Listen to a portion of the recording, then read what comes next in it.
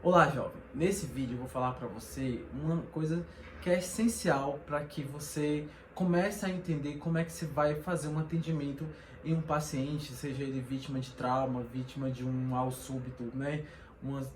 Uma circunstância clínica, né? Nessa situação a gente vai abordar mais o paciente trauma, mas é praticamente a mesma coisa, é o mesmo protocolo para os dois tipos de paciente. Mas o que eu quero que você entenda é o seguinte. Quando eu vou avaliar um paciente que teve um mal súbito aqui na minha frente, eu posso seguir dois protocolos. O protocolo da avaliação primária, que é o X, ABCDE, e o protocolo da parada cardiorrespiratória, certo? Os nomes já diz, principalmente quando eu falo de parada. Para eu usar esse protocolo, esse paciente tem que estar em parada cardiorrespiratória. E como é que eu sei que um paciente está com parada cardiorrespiratória, né? Em PCR? Não tem pulso, né? Se você chega no paciente e não tem pulso, qual é o pulso que eu tenho que verificar? Pulso central, gente.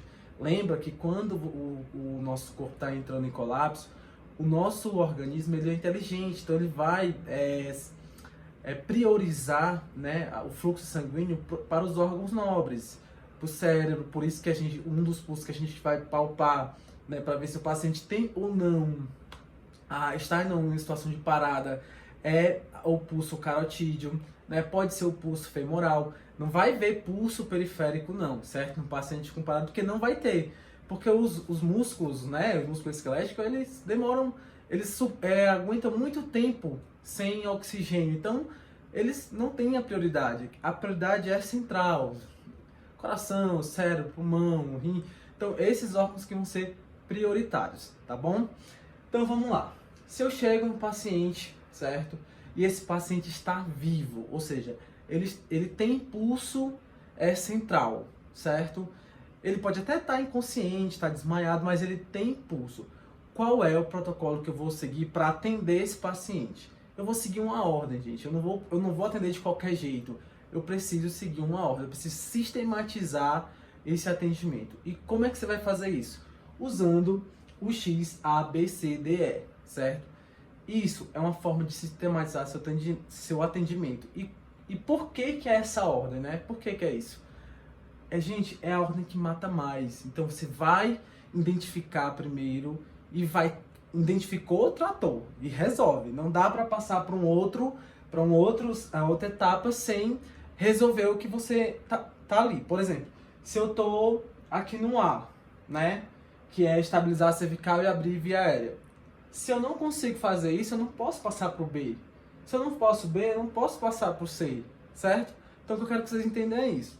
A gente vai ter que seguir essa ordem, né, um passo de cada vez. Então vamos lá.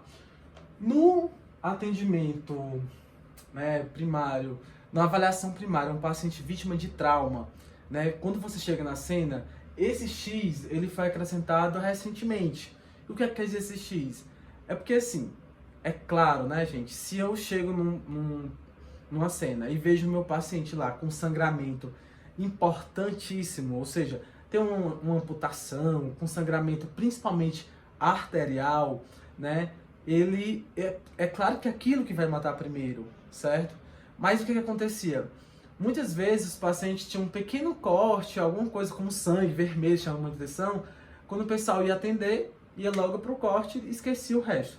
Então assim, você só vai começar contendo sangramento quando for um sangramento severo, um sangramento que está jorrando sangue, se você não conter aquilo que vai matar o paciente primeiro, beleza? E geralmente esse sangramento vai ser um sangramento arterial, que é aquele sangue que jorra, tá bom? Então você vai começar por ele. Ah, o paciente não está sangrando, então vamos seguir o nosso protocolo. Então o que é o A? No A, se for um paciente vítima de trauma, eu vou primeiro o quê? Estabilizar a cervical dele. Outra coisa que a gente vai fazer, abrir a via aérea desse paciente.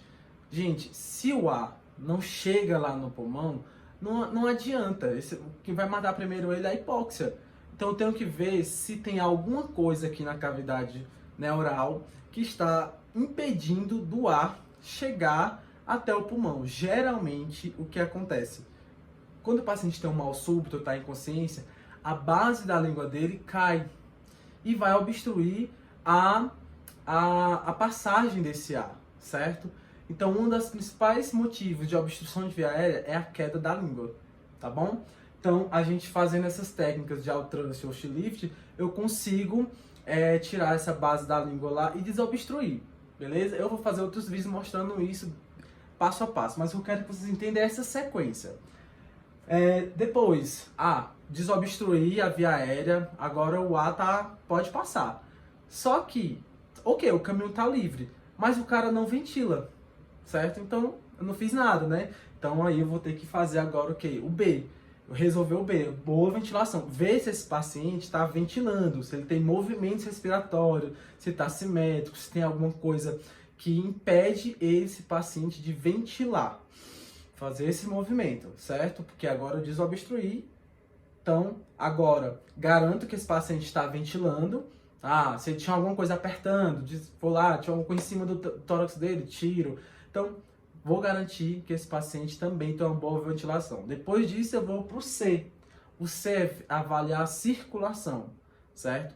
Agora sim, eu vou ver como é que está o pulso desse paciente, né? Pulso periférico, esse pulso está ok, está fino, tem uma taquisfigmia, bradisfigmia, né? Que é o pulso lento, filiforme, o tempo de enchimento capilar está maior que 2 segundos, que isso vai indicando que o paciente está perdendo sangue, porque nem sempre vai estar lá o sangue à sua amostra. Então, para você ver, se for hemorragia interna, você tem que avaliar a circulação. Aqui também eu posso, se for no intra-hospitalar, o pré mesmo, com a equipe avançada, aqui onde eu vou colocar um acesso venoso, difundir, né, cristalóides, enfim, o C se refere à circulação.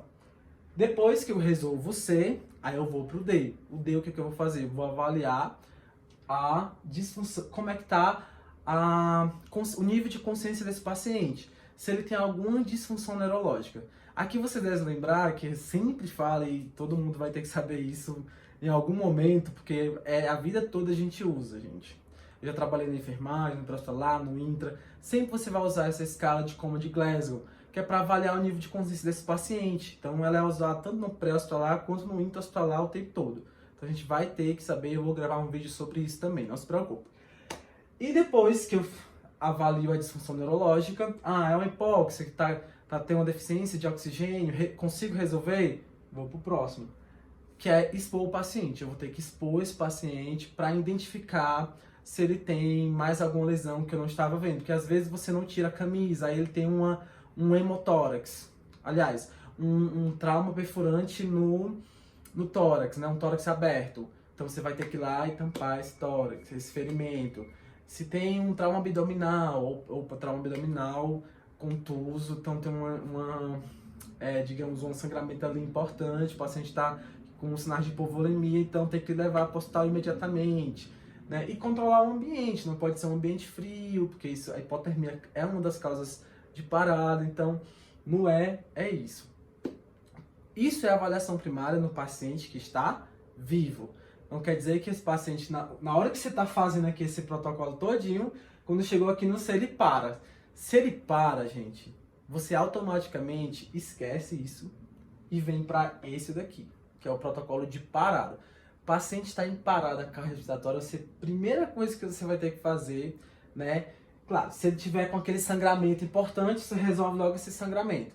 Mas no geral, primeira coisa é compressão cardíaca, porque digamos que você vai ser o coração do paciente. Você é que vai garantir um fluxo sanguíneo mínimo desse paciente, né? Quando você contrai, faz uma compressão efetiva, né? Nesse paciente, você contrai o externo, a metade inferior do externo, sobre a coluna vertebral. E aí você simula uma sístole, certo?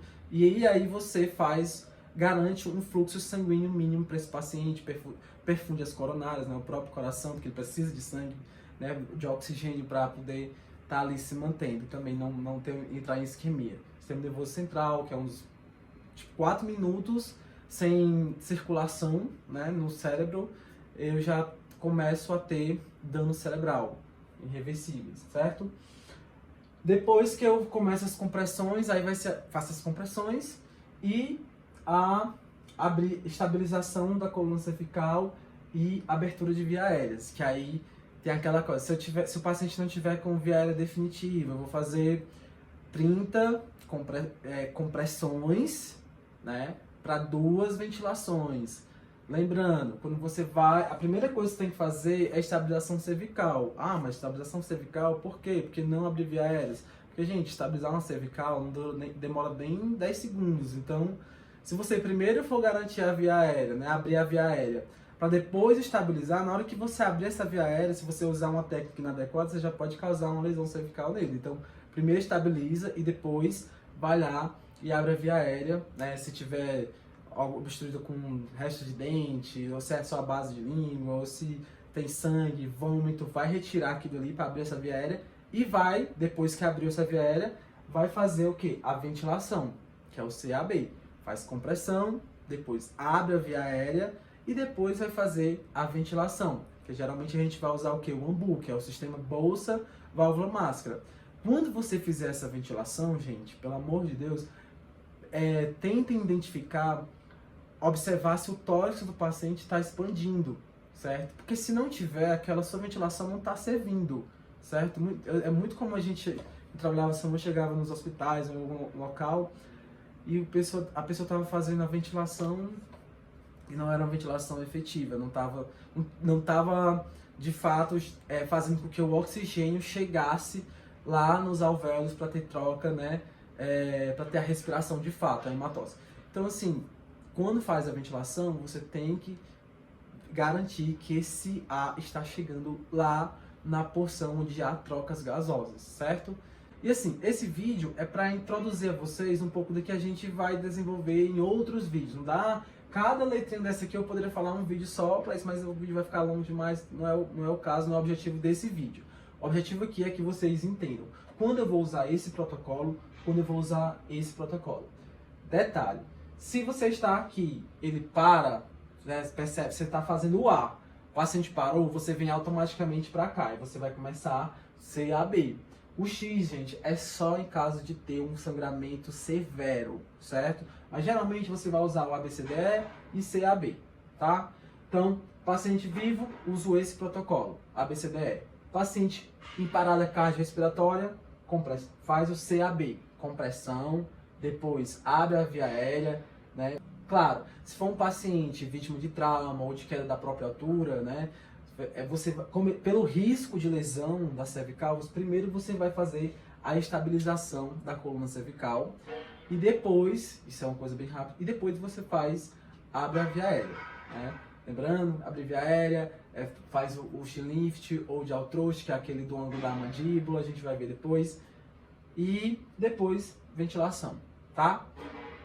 É isso, gente. Então, até um próximo vídeo.